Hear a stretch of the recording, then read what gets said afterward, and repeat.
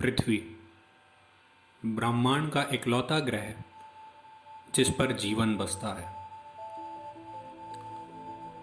पृथ्वी अपने आप में काफी राज समेटे हुए है। इसके सारे राज हमें अभी नहीं पता हैं। ऊंचे ऊंचे पहाड़,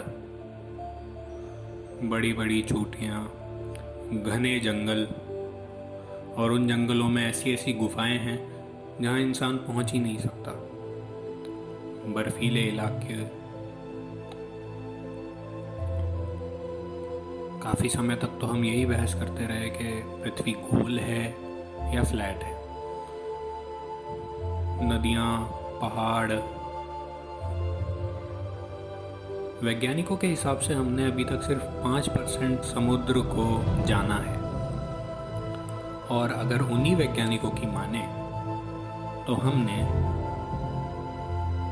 हमारे ब्रह्मांड को केवल 4% ही जाना है। पर वही वैज्ञानिक ये भी कहते हैं कि हमारा ब्रह्मांड कितना बड़ा है हमें ये नहीं पता। वही वैज्ञानिक ये भी कहते हैं कि हमने अभी तक पूरा ब्रह्मांड एक्सप्लोर नहीं किया है। हो सकता है कि हमने 1% ही किया हो सकता है हमने 0.1% भी यूनिवर्स को अभी तक एक्सप्लोर नहीं किया हो। ऐसे में एक भविष्यवाणी आती है कि 29 अप्रैल को धरती पर एक एस्ट्रॉइड गिरेगा और उससे पूरी धरती तबाह हो जाएगी।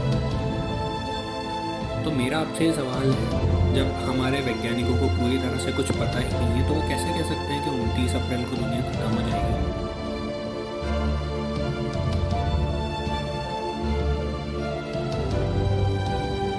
हाँ, एस्ट्रॉइड वो चीज़ें होती हैं जो हमारे यूनिवर्स के, हमारे सोलर सिस्टम के ऑर्बिट्स के बीच में घूमती रहती हैं, और कुछ इतने बड़े होते हैं कि अगर वो आपकी धरती पर गिर जाए तो पूरी धरती तबाह हो सकती है।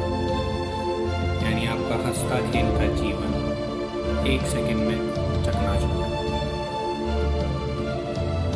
आपका घर, आपके दोस्त, आपका परिवार सब 1 सेकंड में खत्म। पर क्या ये सच है?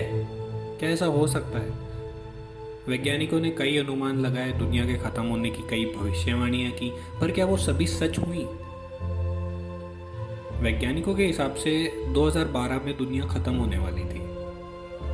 जी हाँ, उन्होंने कहा था कि 2012 में दुनिया खत्म हो जाएगी, पर शुक्र है अभी 2020 चल रहा है और हम आज भी जिंदा हैं।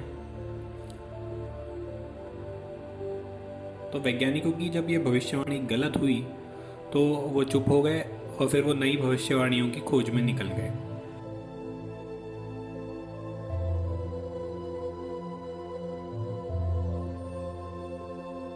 तो ऐसे में 29 अप्रैल को दुनिया खत्म हो जाएगी, मुझे नहीं लगता।